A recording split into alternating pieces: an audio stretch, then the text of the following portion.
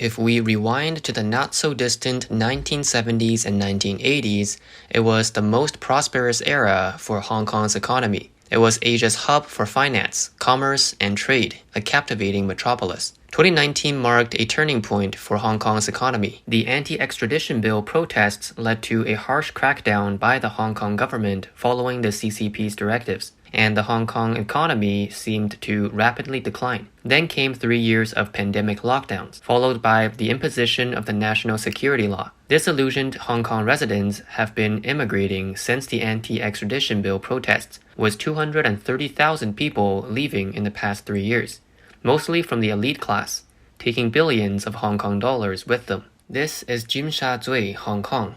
It is now 7 o'clock in the evening, and some shops are already closed. Tsim Sha Tsui is a very prosperous place in Hong Kong, but now it seems deserted.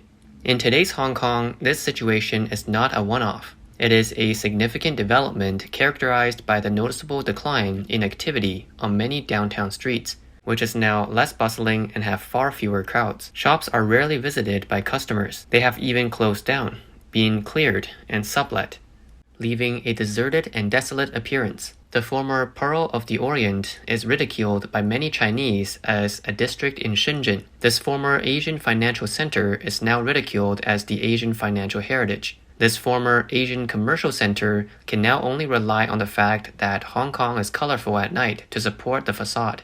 To understand how bleak Hong Kong's economy and trade are now, you can get a glimpse of it when you see the Kwai Chung container terminal. In its heyday, it was once filled with 5 or 6 layers of containers, but now it has been reduced to a large area of cleared land. The number 9 North Pier on the other side has been empty for nearly 2 years. Last year, according to data recently released by the Hong Kong Maritime and Port Bureau, Hong Kong's port container throughput last year reached 14 million 20-foot equivalent units, or TEU, a decrease of 14%, the largest decline since 2009. Throughput alone was the lowest since 1996. The industry predicts that Hong Kong will no longer be one of the top 10 container ports of the world. According to current figures from the Hong Kong Census and Statistics Department, in the first 11 months of 2023, Hong Kong's total exports were nearly 3.8 trillion Hong Kong dollars, equivalent to nearly 490 billion US dollars, a year-on-year decrease of 9.4%. Total imports were nearly 4.2 trillion Hong Kong dollars, around 540 billion US dollars, down 7.3% year-on-year. The trade deficit expanded by approximately 19% year-on-year to approximately 408 billion Hong Kong dollars, nearly 52.2 billion US dollars. It is worth noting that from May 2022 to September last year, Hong Kong's exports fell for the 17th consecutive months. It was much longer compared with the continuous decline after the Chinese stock market crash from 2015 to 2016, and the Asian financial crisis in the late 1990s. Many analysts predict that Hong Kong's GDP will shrink for 4 consecutive years. Regarding the top 10 countries or regions, in the first 11 months of last year, most of the imports and exports in Hong Kong showed significant year-on-year declines, ranging from about 10% to 20%. In terms of exports, Hong Kong's exports to Singapore is down 22.5%, Japan down 19.6%, Taiwan down 13%, mainland China down 11.3%, and the United States down 9.4%. These were among the markets with the largest declines. In 2023, the number of personal bankruptcy filings in Hong Kong reached a 3-year high, and the number of compulsory company liquidation applications reached the highest point in 14 years. There were 7,860 personal bankruptcy filings last year, a 13.6% increase compared to the previous year, and the highest since the almost 8,700 filings in 2020 following the outbreak of the COVID-19 pandemic. As for compulsory company liquidation applications, there were 566 recorded for the full year, an 18% increase from the previous year, and the highest since 2009, when there were 759. Hong Kong's stock market has been stagnant for 5 consecutive years, and container throughput at its ports hit its lowest point since 1996. With a poor economy and a declining stock market, The assets of countless families have been wiped out. Under the CCP's strong control, recent chief executives have increasingly shown a willingness to follow Beijing's directives, especially the current chief executive Zhang Li-Ka-chiu, who embodies Beijing's approach to controlling Hong Kong, emphasizing police governance and strong stability. The ability to revive the economic downturn of the former Asian business, financial, and trade hub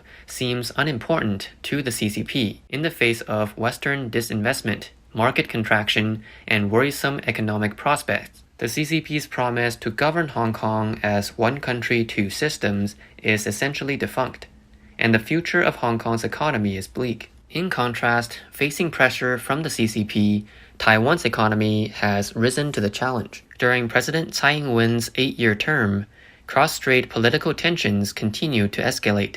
Given that Taiwan relies on exports for economic growth, the mainland and Hong Kong were its largest export destinations. However, due to the CCP's frequent use of economic pressure, cross-strait economic and trade relations have deteriorated. Yet, Taiwan recently released its economic and trade report card for last year, which can be seen as a direct challenge to the CCP's use of commerce to influence Taiwan.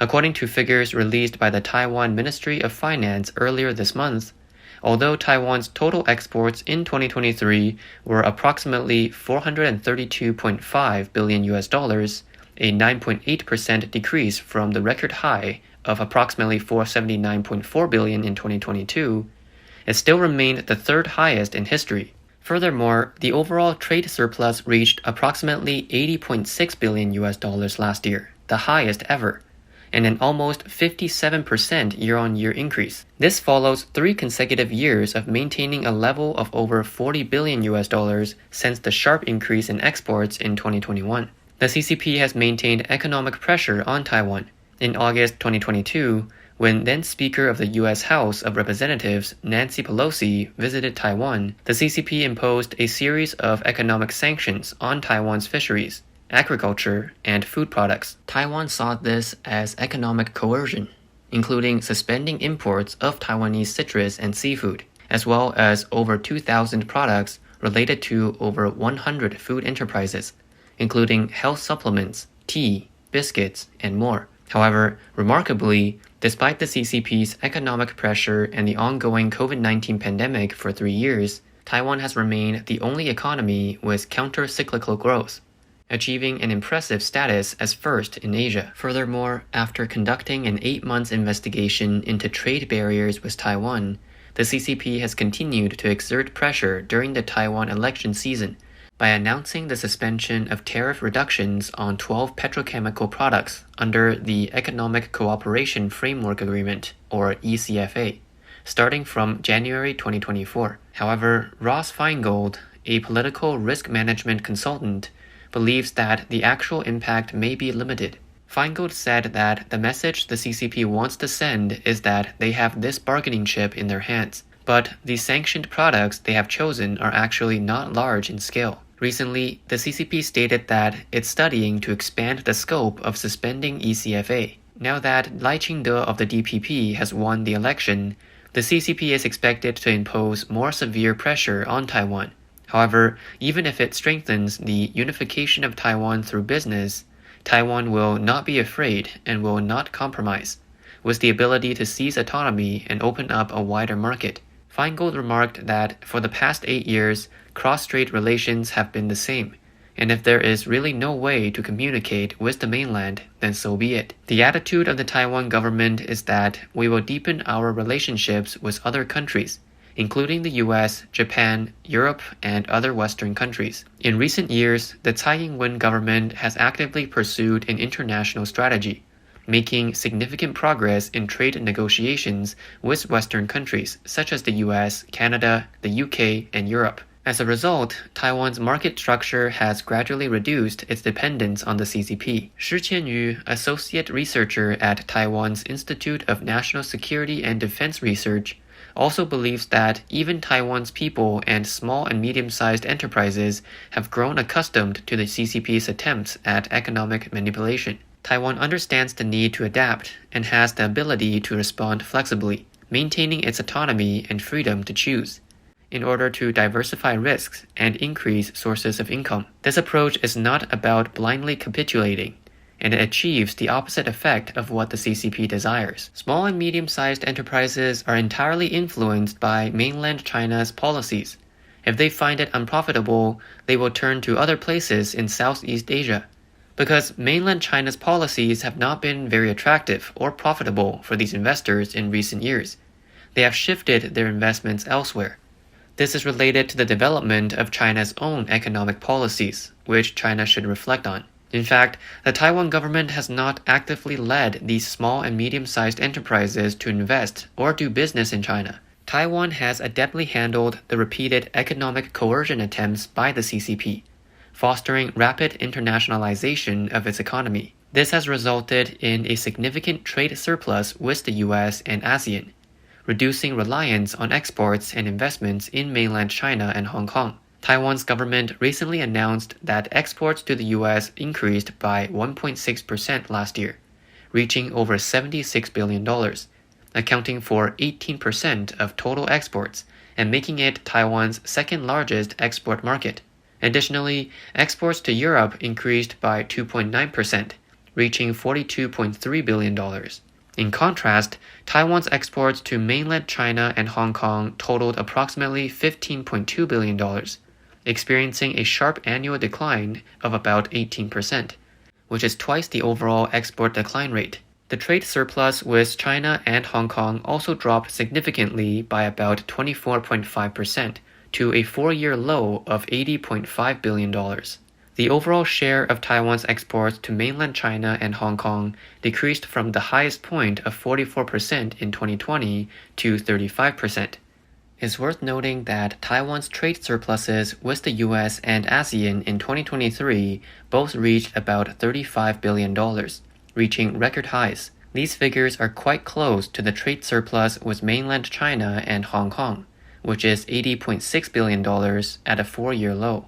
In 2023, Taiwan's stock market index rose from about 14,000 points to 17,900 points, with foreign capital returning in November. Taiwan's stock market saw continuous gains, and foreign investors strategically positioned themselves for the election season, nearly breaking the 18,000 mark in the final days of 2023, providing a perfect ending to Taiwan's stock market for the year. The 2024 Taiwan presidential election, which concluded with the expected victory of the DPP's Lai Ching-te, demonstrates the wise choice of the Taiwanese people. They remain resolute in not choosing appeasement towards the CCP, firmly holding their destiny in their own hands.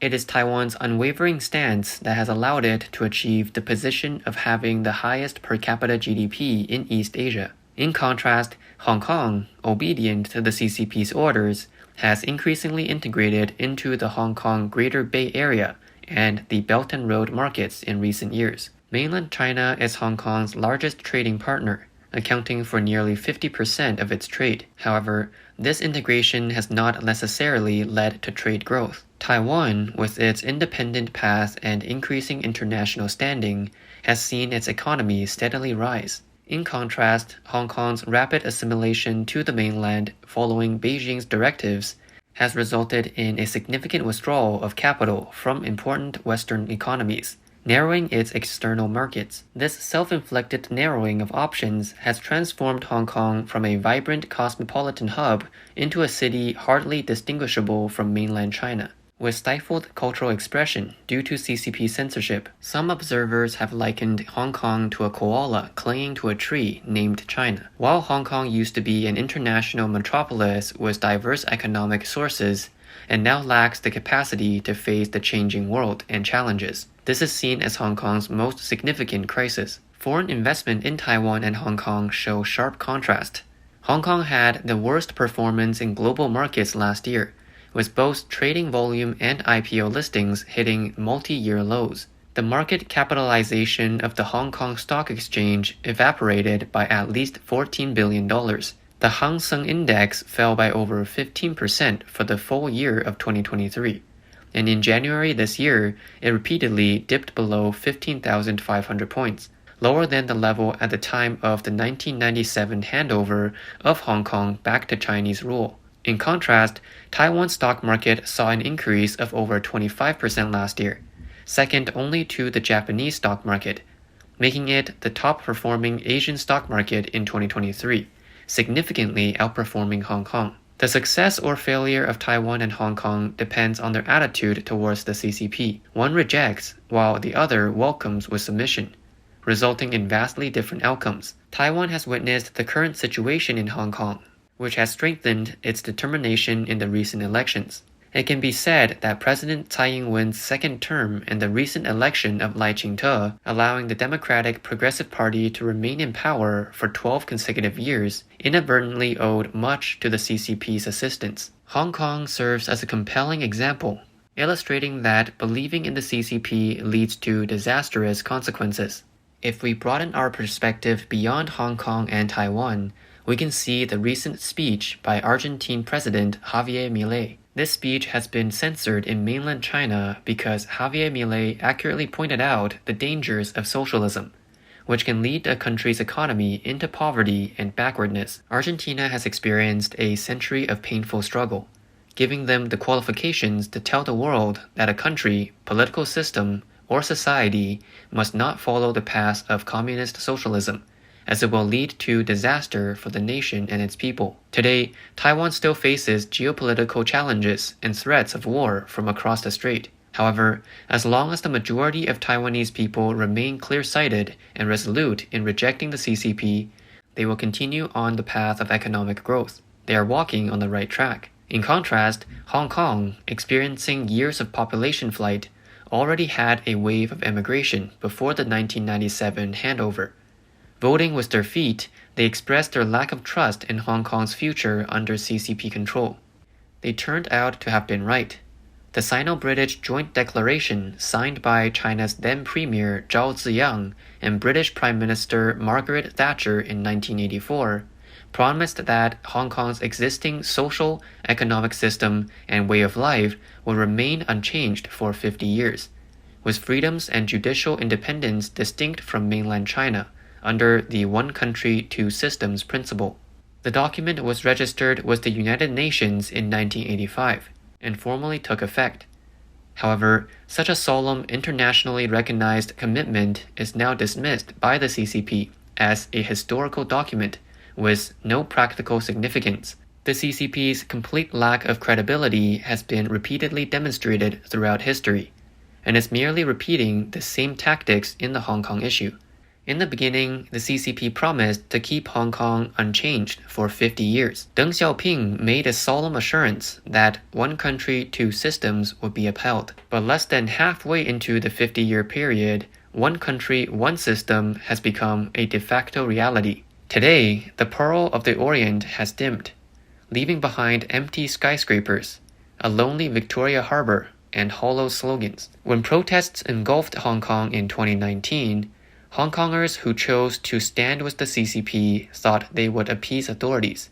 As it turns out, even with the CCP's efforts to lure mainland tourists with consumption vouchers, these visitors firmly adhere to the budget travel principle, preferring to sleep in border towns rather than spend a night in Hong Kong. The Hong Kong government's enthusiastic promotion of a vibrant Hong Kong falls on deaf ears as locals opt to dine in the suburbs or have food delivered from Shenzhen. Hong Kong's economy has deteriorated to such an extent that it's hard to see a way forward.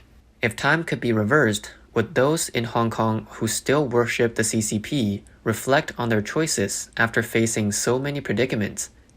Time and change will provide the answer. The problem is that Hong Kong's past glamour and charm might be hard to recover. Taiwan and Hong Kong are both textbook cases, with Taiwan representing a positive example and Hong Kong a negative one. Argentines experienced a century of decline before they chose President Milei. If Hong Kong finds itself helpless, when will those in Hong Kong who still kowtow to the CCP wake up? Will the Pearl of the Orient shine brightly again?